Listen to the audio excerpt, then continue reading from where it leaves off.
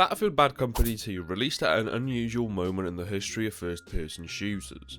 The genre and every game within the genre was in the shadow of Call of Duty Modern Warfare 2 and just the Call of Duty franchise as a whole. It was a game that had defied a generation's idea of what an FPS should be. Yet DICE, rather than imitating that formula, chose a different path.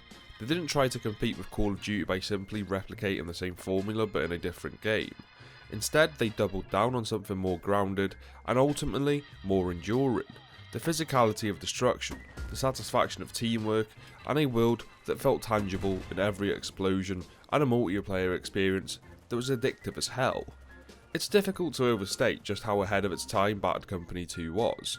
Many shooters today still struggle to replicate what it achieved. The Battlefield franchise itself has struggled to replicate it or successfully build upon some of the mechanics and features that were implemented in Bad Company 2. But what exactly made Battlefield Bad Company 2 so good? When you think of Battlefield Bad Company 2, the first thing that comes to mind is always the destruction. It wasn't just a visual gimmick nor a marketing pull meant to show off new technology. It was the heartbeat of the entire experience that impacted both single player and multiplayer. Through the Frostbite engine, DICE created something that felt almost physical, a world that you could shape, a world that you could completely level.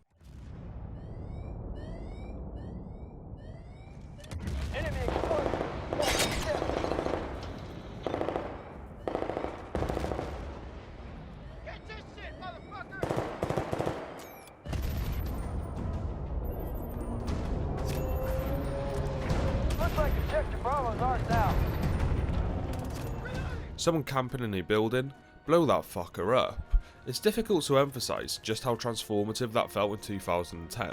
Before Bad Company 2, most shooters treated their environments as fixed sets. Walls were permanent, buildings indestructible, and you never had to think if that wall or building you were hiding in were going to collapse. Bad Company 2 tore that assumption apart. It made the environments malleable. Every building became destructible, you were never really safe in any building. This wasn't just visually impressive either, it also changed how certain maps would play. The geometry of combat shifted. The cover you once relied on was gone, forcing you to move, adapt and think. DICE didn't just introduce destruction for the cinematic look, although that was definitely part of the reason too. They introduced it because they wanted the battlefield to feel alive, to feel like players had the freedom to shape the map. Every explosion changed the terrain and players had to learn how to adapt. Destruction was integrated into the core design of the game. It shaped strategy on a fundamental level. You couldn't hold a position forever anymore. The game encouraged you to be on the move and constantly adapting to the environments changing. All of a sudden, you had to think whether that engineer player isn't going to take his RPG out and blow your cover, leaving you exposed. It added a whole new dynamic to the game. Also, it wasn't destruction just for the sake of it. It impacted gameplay in a big way, although that wasn't always a good thing because some areas of the map could actually suffer from every building being reduced to rubble. That rubble did make for some good hiding spots though. I remember trying to squeeze through the rubble to find a nice camping spot and then just killing enemies for the fun of it, although that was never fun if you were on the receiving end of it. And all of this looked visually stunning too. For a game that released in 2010, it still looks great today. And although Bad Company 2 set the gold standard for destruction in a Battlefield game, that philosophy quietly faded from the franchise in the following years. When Battlefield 3 arrived in 2011, the game's destruction remained impressive, but it was noticeably restrained. Walls could still crumble and destruction still played a huge role, but seeing a full building collapse was far rarer. Battlefield 3 toned down the destruction quite a bit, and with it that feeling that you were never truly safe behind any wall or in any building. In Battlefield 4, destruction evolved technically, but not philosophically. The introduction of Levolution was in some ways a step backwards. It was grander and more spectacular than anything in Bad Company 2, but the trade-off was subtle yet significant. Destruction was no longer an organic byproduct of player choice. Instead, it was an event, something designed to happen, something that yes, the player had it to initiate, but it didn't feel as organic, and the novelty of it quickly wore off. Then came Battlefield 1, which brought a partial return to form. The Frostbite engine's technology had matured, and the game's depiction of World War I offered environments that once again felt destructible, and after all, it wouldn't be much of a World War game if it didn't allow for a good amount of destruction. Shell craters marked the ground, buildings could be shattered and the terrain visibly deformed over time. But even in this game, the focus was primarily on atmosphere and aesthetic. Destruction served immersion more than it served tactics. and by the time we got to 2042, the core philosophy had all but disappeared. Destruction had become minimal and on most maps was barely visible at all. I can't remember a single building being reduced to rubble, and maybe that was a good thing because 2042 maps lacked any cover, so destroying the little cover that they'd had would render the maps completely unplayable. It's kind of ironic really, as the series grew larger, the destruction got smaller. Destruction in Bad Company 2 was a statement. It laid the foundation for future games but also other games that tried to replicate it. Destruction since has been embedded into Battlefield's identity. It's what has always separated it from other FPS games, and today that is still true. Battlefield 6 has returned to a destruction system more akin to that of Bad Company 2, but in my opinion Bad Company 2's destruction still remains the best one. But maybe that's just the nostalgia talking. There is no denying that Bad Company 2's destruction is something that made it so special. The campaign of Battlefield Bad Company 2 was a linear story about a group of soldiers cracking jokes as they blew things up. It wasn't trying to reinvent storytelling in games and it didn't rely on heavy drama to feel mature. What made Bad Company 2 special was that it understood the tone, and tone in storytelling is a balance, is the invisible rhythm that dictates how every scene feels, how humour and seriousness can coexist without tearing the experience apart.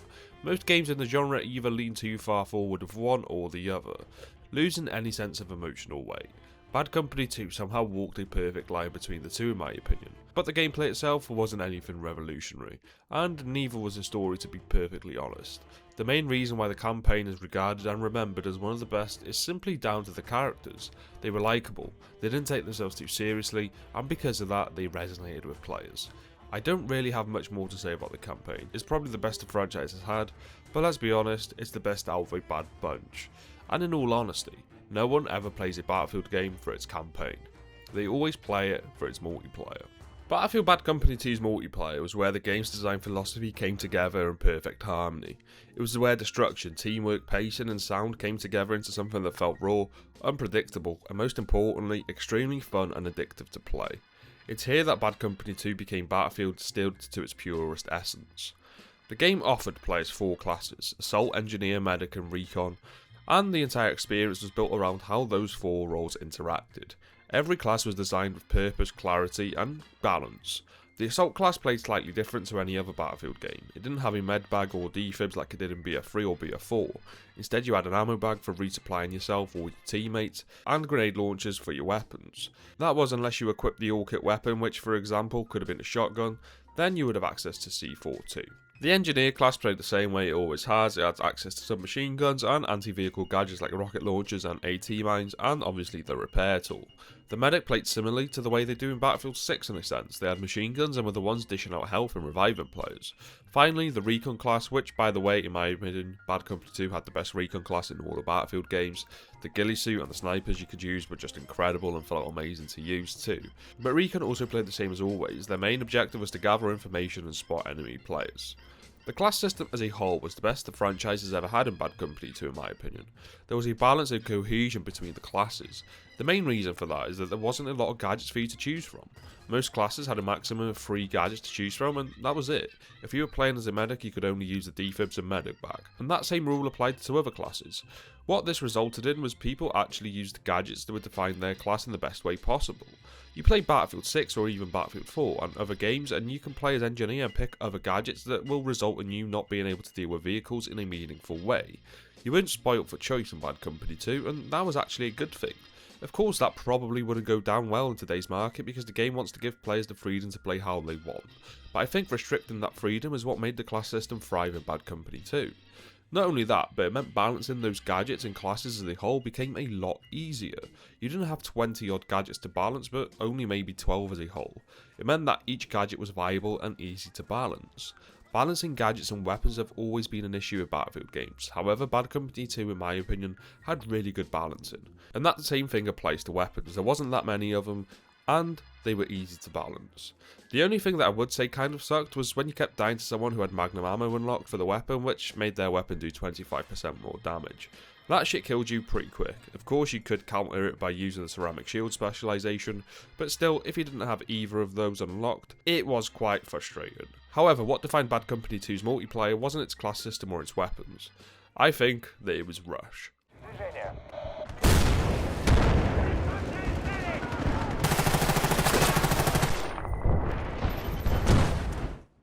The rush mode deserves a huge amount of recognition. Two teams, one defending a set of MCOMs and the other attacking and trying to destroy them. The context is simple and straightforward, but it made for some of the most enjoyable Battlefield matches I've played.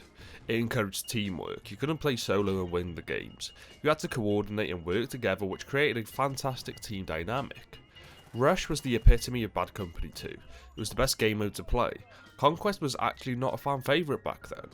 What made Rush so good was the map design. Each map was designed around Rush from the ground up. Each map complemented the mode exceptionally well. Maps flowed well, objectives were placed in great positions, and destruction and transformed your approach to a given objective. Each map was distinctive and visually impressive too. Visibility wasn't an issue. Well, unless it was a fucking recon player with a ghillie suit hiding with an M95 sniper. But honestly, Bad Company 2 had some of the best map design in all of the games. And Rush was at its peak. Rush has never really been the same since. Ever since, DICE has had an issue with balancing the attacking and defending teams. The maps usually favour one or the other, whereas in Bad Company 2, both teams had as much of a chance to win as the other. And also, fuck those recon players who put C4s by the MCOMs and then blow it up as soon as you started arming it.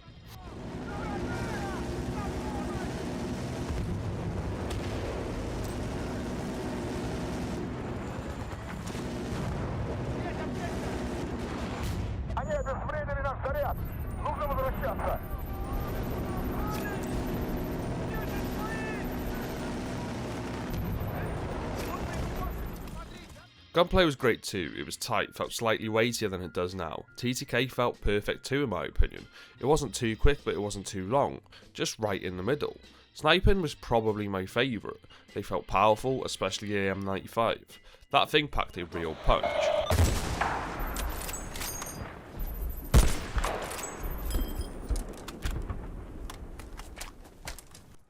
But each class in general felt distinct with their weapons. Assault rifles dominated mid-range gunfights, but get close to an engineer with an SMG and you'll lose most of the time. Guns didn't have a crazy amount of recoil either, but just the right amount where you couldn't beam people at long range. And I have to say that the netcode for this game was surprisingly good, especially for a game in 2010. And especially when you compare it to some of the newer titles. I've already spoken about the destruction, so I won't touch on it again here because I thought it deserved an entire separate section for itself. Also, just something I want to mention, you couldn't actually prone in this game, which sounds kind of weird nowadays, and even back then it felt odd, but I feel like it made people camp less in a way, as they couldn't prone behind rubble and just hide, but rather go and look for new cover instead. But perhaps the most underrated aspect of Bad Company 2's multiplayer was its sound design. DICE has always excelled in this area in my opinion, but here they reached something close to perfection. Every gunshot carried distance and direction, guns sounded more harsher and sharper, explosions reverberated realistically through space. You could hear a tank before you saw it, you could hear that sniper shot whiz past your head. It added an extra layer of immersion. But if Bad Company 2 wasn't good enough already, DICE released the best ever expansion pack. Has confirmed that American troops are being sent to a key strategic area on a jungle-shrouded mountain located in South Vietnam. In particular, the combat team will be focused on Hill 137, where GI Recon have discovered NDA... Bad Company 2 Vietnam was an entire recontextualization of the base game. DICE treated Vietnam as a self-contained experience, a focused experiment in tone and immersion that stands as one of the studio's finest expansions. The expansion came with 5 new maps and each one looked and played differently. With it also came a time-accurate soundtrack which helped to immerse players in the Vietnam setting just a little more. The maps were atmospheric as hell too, especially Hill 137 with its blasted landscape and charred environments that really set the tone. And looking back at Hill 137, in a weird way it reminds me a little bit of Verdun Heights from Battlefield 1.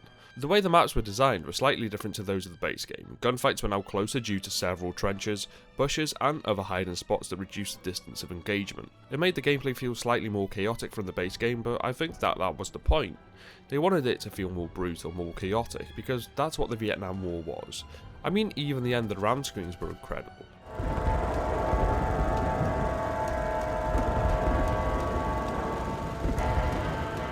It also stripped the gameplay down when compared to the base game. You didn't really have any sights for your weapons anymore unless you were using a sniper.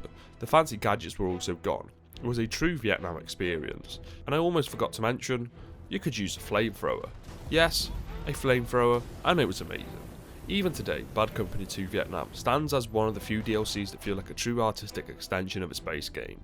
It didn't dilute the experience, but actually deepened it. The core gameplay was so good that nothing needed changing.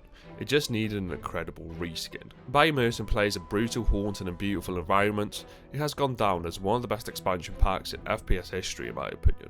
Hey, that might be nostalgia talking, but I just really fucking loved this expansion. When people talk about Battlefield Bad Company 2 today, they don't talk about a good game. They talk about a feeling. It's not nostalgia for old graphics or the simpler mechanics. It's something harder to define. It's the sense that the game knew what it was, that it had an identity built on clarity, restraint and tone.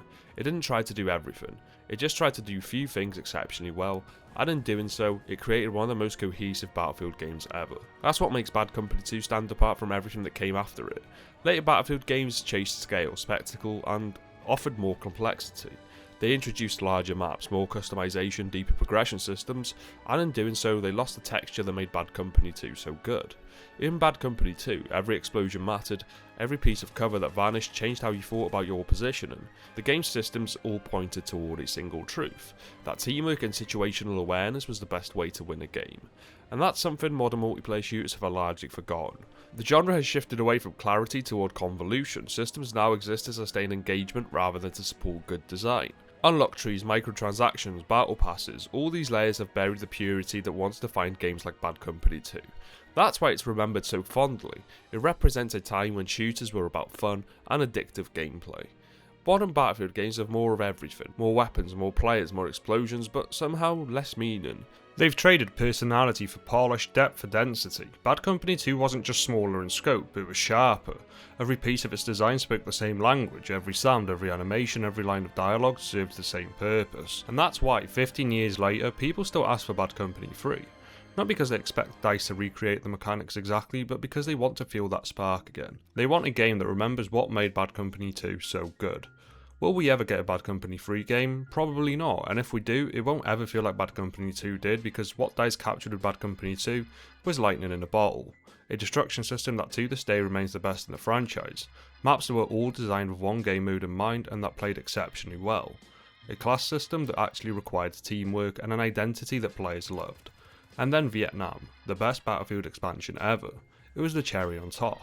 Bad Company 2 was the first Battlefield game I really played. It was a game me and my brother Sanka was into. It was what got me interested in the franchise, and because of that I may have a weak spot for it. But there is no denying just how fundamental it has been to the franchise ever since. I look at Bad Company 2 the same way I look at the original Call of Duty Modern Warfare. They set the foundations for the future games, but in many ways they also perfected them. I will always have fond memories of Bad Company 2, and I will always be indebted to it as it's the reason I love the Battlefield franchise. And even though I know a Bad Company 3 game won't be as good as we all want it to be, I would still like to see you on in the future nonetheless.